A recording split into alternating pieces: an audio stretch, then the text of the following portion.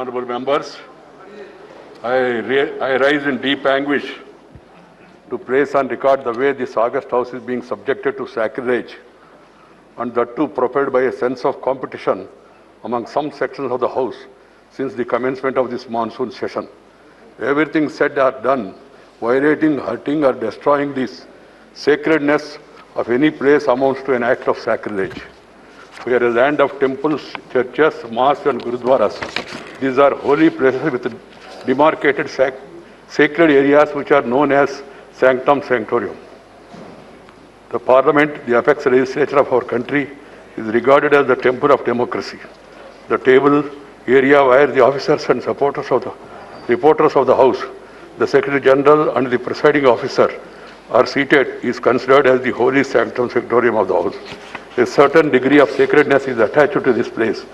In our temples, devotees are allowed only up to this sanctum sanctorum and not beyond. Entering this sanctum sanctorum of the House in itself is an act of sacrilege. It has been happening as a routine for some time. I am distressed by the way this sacredness was destroyed yesterday. While some members sat on the table, some others climbed on the table of the House, perhaps to be more visible with such acts of sacrilege. I have no words to convey my anguish and to condemn such acts. As I spent a sleepless night,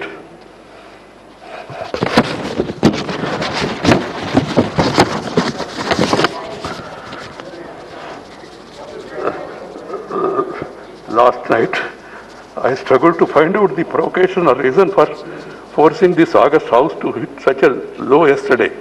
A discussion on agriculture problems and solutions was listed. There can be difference of opinion and there can be a specific demand from anybody. They could have discussed it in the House, protested and voted against this thing. And you have got every right, members have got every right to demand for it, withdrawal also. But it is for the government to act.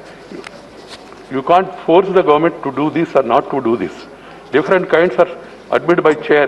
Language used by the list of business is drafted in such a way that it is acceptable to all sections of the House without denting the thrust of the issue to be discussed. It happened yesterday too, and the chair has been doing it for a year. I find it difficult to understand as to why the subject was listed in the list of business for yesterday would have prevented any member to raise any issue concerning the farm sector, including 3 farm bills that some members were keen to raise in the House and even demanding their withdrawal. Yesterday was a golden opportunity for the concerned members to have gone on record with their positions on all issues relating to the right of the farmers. But it was not to the, please have the decency at least, as the chair is saying something, at least to hear it. You may not agree, that's a different matter. The positions on all issues to the right of farmers, but it was not to be, as the sole intention seems to be, not to allow the House to function. Sir, 35 bills have been passed. Right at the start of the proceedings of the House yesterday, I have cautioned them not to take up the listed discussion on farm sector. And then, what is worrisome, some members of the House have caught the sad moments of sacrilege in the House yesterday and posted it on the social media.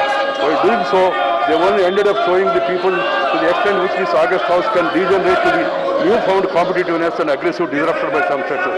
I was very sad. I am deeply anguished, and also the nation also is anguished. As the chairman of the House, I am sacred to visualize the implications and consequences of such competitive acts of sacrilege in our temples of democracy. I earnestly appeal to the collective conscience of this House to seriously reflect on what happened yesterday, to explore the remedies. If any failure to do would certainly amount to a setback to our parliamentary democracy, to make it irrelevant, I would like to remind all of you that we begin to celebrate 75 years of our independence in a few days from now. The choice before each one of you is very clear. Either to be best parliamentarian or the worst disruptor. The choice is yours. And I am told that some people have complained about not showing this in the Rajya Sabha. I don't know why Rajya Sabha TV is not showing. This also can be shown. I have no problem. I don't want to run the House like this. I am adjourning the House to meet at 12 a.m.